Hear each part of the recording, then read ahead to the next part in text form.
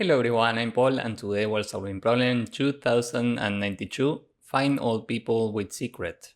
This is a relatively hard graph problem and here I will show you how to solve it step by step. You can read this if you want, but basically we are given three variables, n, meetings and first person. N is the number of people that we have. For each element in meetings we have three numbers. The first one is person A, the second one is person B, the third one is time. So this represents that we have a meeting with person A and person B at the corresponding time. And initially, person 0 has a secret. Here you have a visual representation of these 6 people. So this person knows a secret. And initially, this person shares the secret with whatever we have in first person. In this case, it's 1. So initially, these two people, person 0 and person 1, know the secret.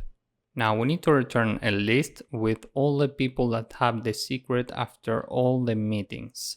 First, we have a meeting between 2 and 3. Here no one knows the secret, so we continue with this.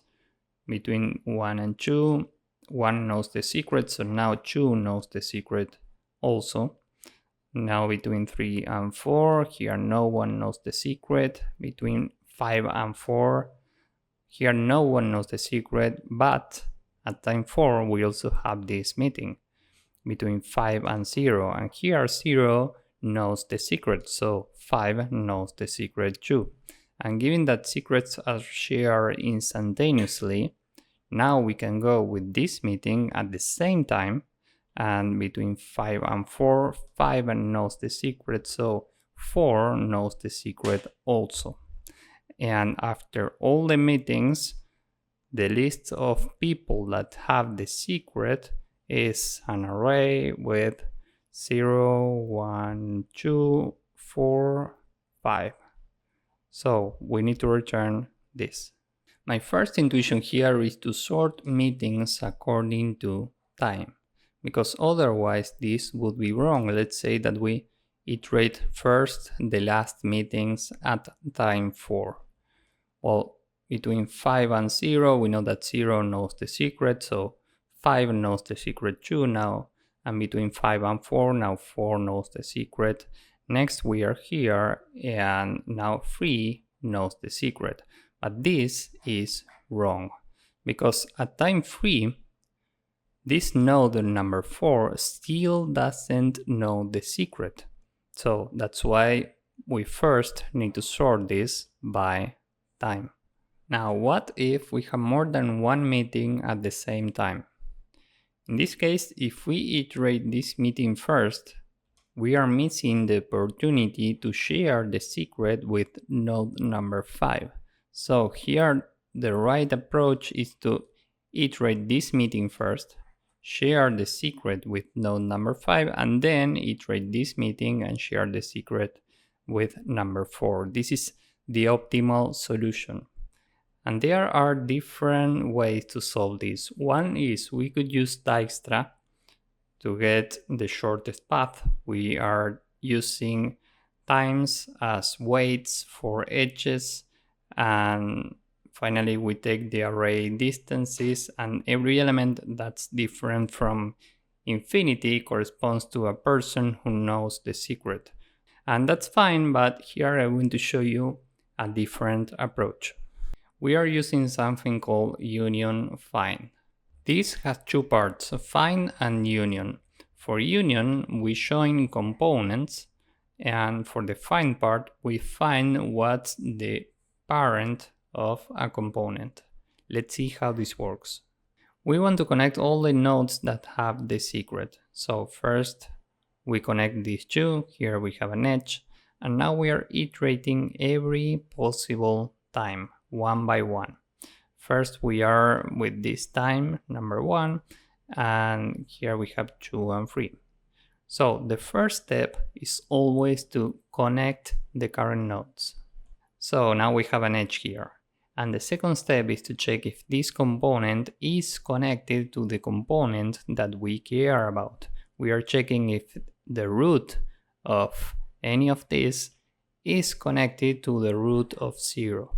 And here these two components are not connected, so at this point we can break this edge. So first we connect the components for the current time, and then we are checking if the current component is connected to the component that we care about, meaning the component that includes number 0. In this case, these two components are not connected, so now we break this edge. Now we have 1 and 2, so first we need to connect these two nodes. And now we are checking if this is connected to the component of number 0. And if we find the root of this node, it's 0.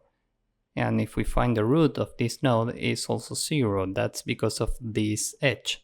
So this component is connected to the component of number 0. This means we leave this edge as it is and continue. Now we are here. First we need to connect the nodes, and now we are checking if this component is connected to the component of number 0.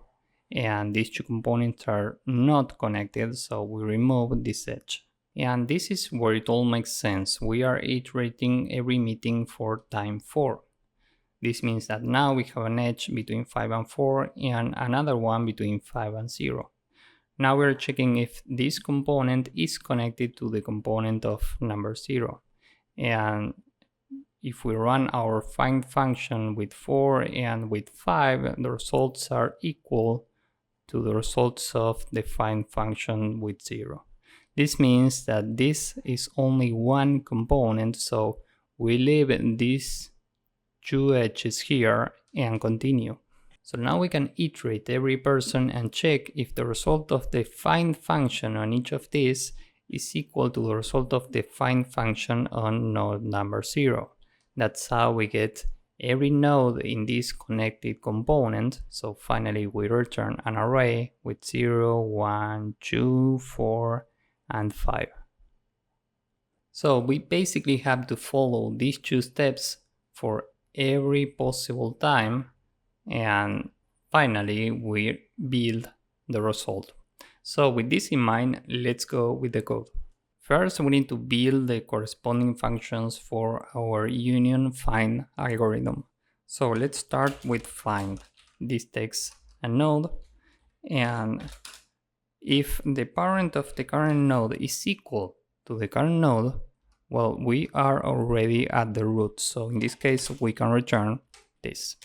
Now, if the parent of the node is different from the node, now the parent of the node is find parent node.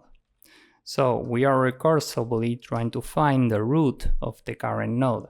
And if we compare the parent of different nodes and they are equal, this means that we have a connected component. So I recommend you to take your time to think about this and try to understand it in case you don't.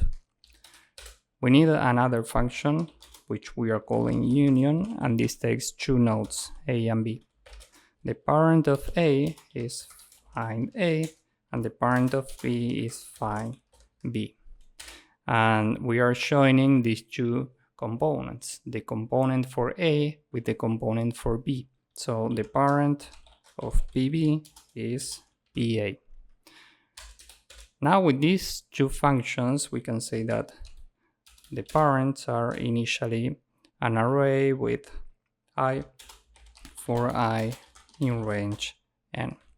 So the parent of every node is initially the node itself, okay? And initially we establish a union between 0 and first person. So now we can iterate meetings. For this we can sort them by time.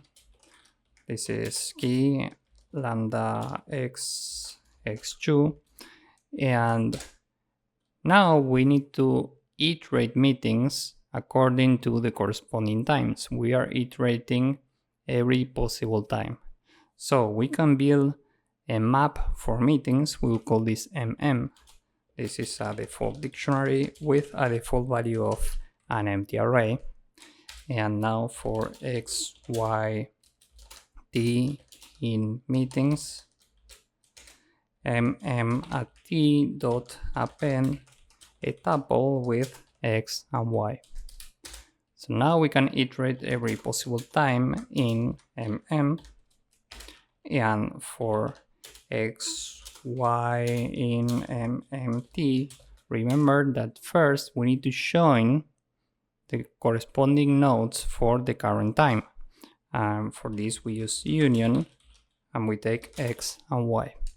So now we can break the union of every node that has a different parent than the parent of person number 0. And how do we break the corresponding unions? Well, we can reset the parents of the nodes back to the nodes themselves. So for x, y in mmt, we are checking if find x is different from find 0, or find y is different from find 0. We say that the parent of x is now x again. Remember that this is the initial state for this union find algorithm, and parent y is equal to y. And here we are connecting x and y. So if find x is different from 0, well, of course that find y is also different from 0. So we can remove this, and this is basically the same. Finally, we return an array with I for I in range n if find I is equal to find 0. So we are returning an array with every node in this connected component. So this is it for the code. Now let's submit this. As you can see, this works and it's very efficient.